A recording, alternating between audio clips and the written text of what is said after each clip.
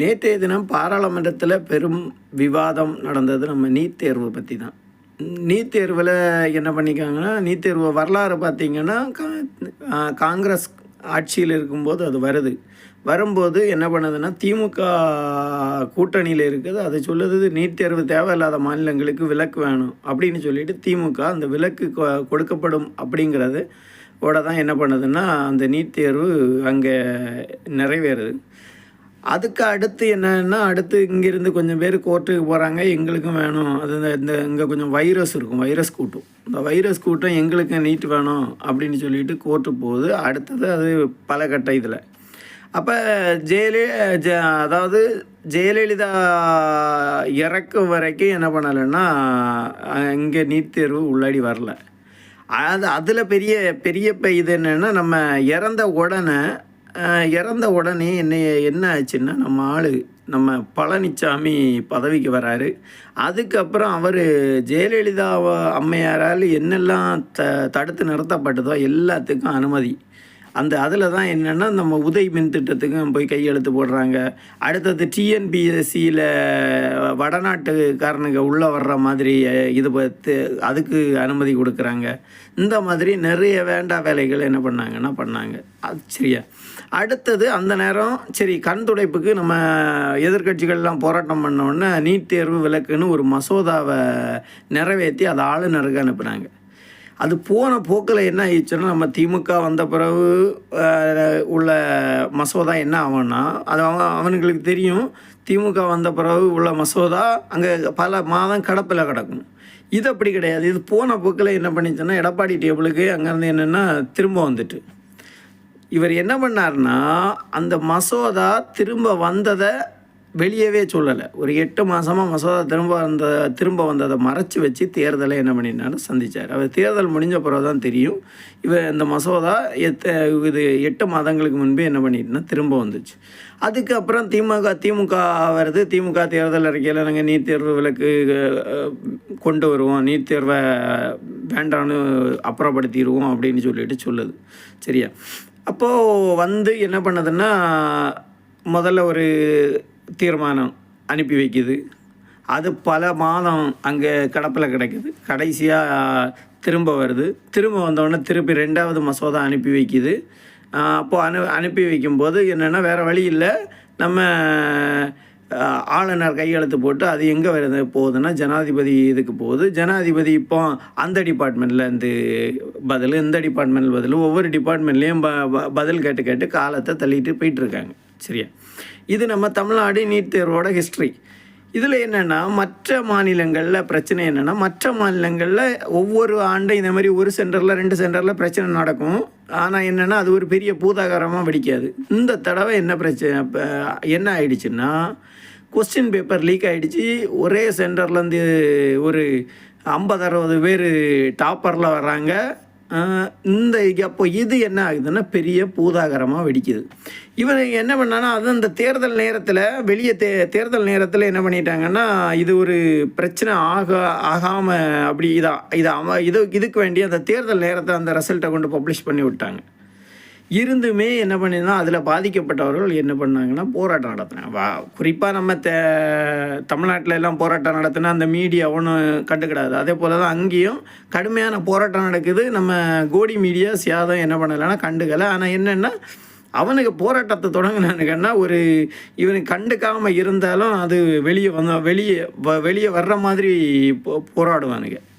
சரி, அந்த மாதிரி கடைசியாக என்னென்னா, இவங்க இதை விட்டு எதிர்கட்சி ஒவ்வொரு மாநில கட்சிகள் எல்லாத்துக்குமே இந்த நீட் தேர்வு, அதாவது இந்த நேஷ்னல் டெஸ்டிங் ஏஜென்சின்னு ஒரு ஏஜென்சியை வச்சு தான் நடத்துகிறானுங்க. அது சரியில்லை.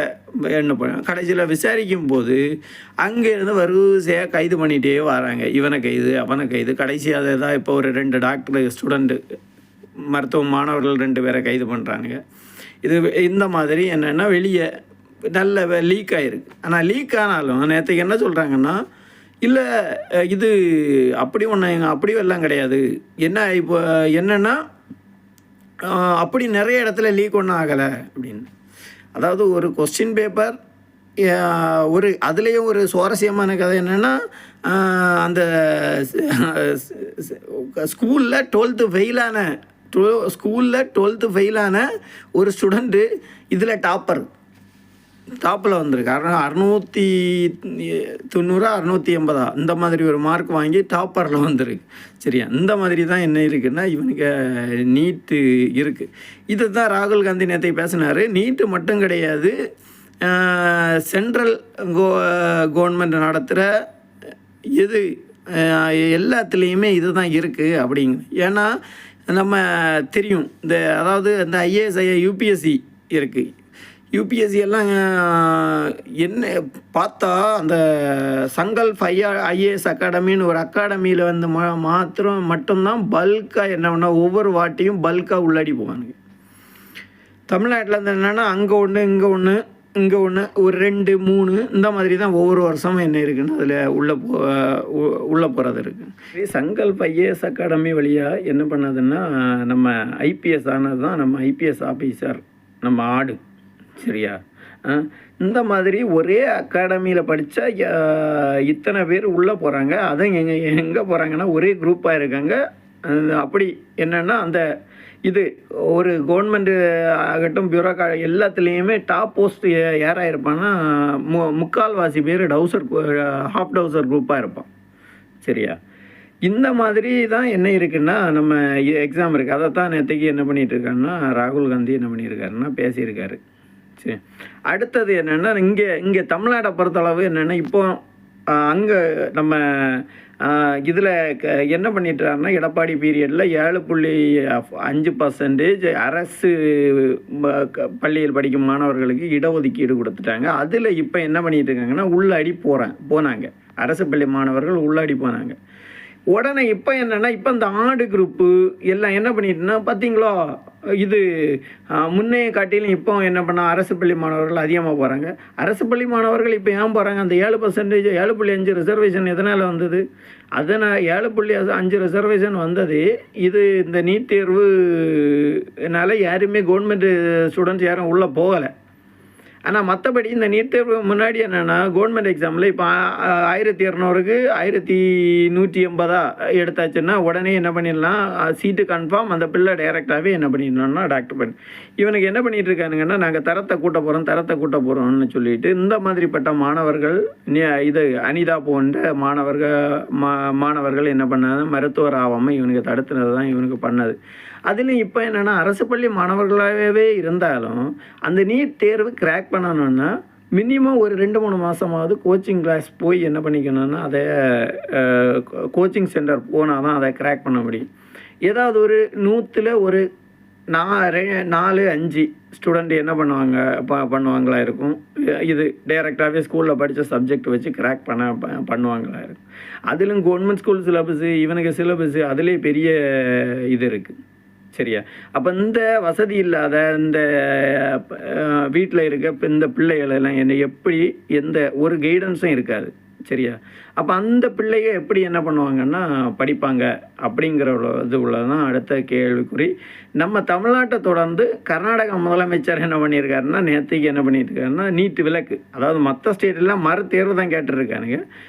நீட்டு விலக்கு தீர்மானத்தை தமிழ்நாட்டை தொடர்ந்து இப்போ கர்நாடகா என்ன பண்ணுதுன்னா எங்களுக்கு நீட்டு விலக்கு வேணும், நீட்லேருந்து எக்ஸம்ஷன் வேணும் அப்படின்னு சொல்லிட்டு அவங்களும் தீர்மானத்தை நிறைவேற்றி என்ன பண்ணியிருக்காங்கன்னா அனுப்பி வச்சுருக்காங்க.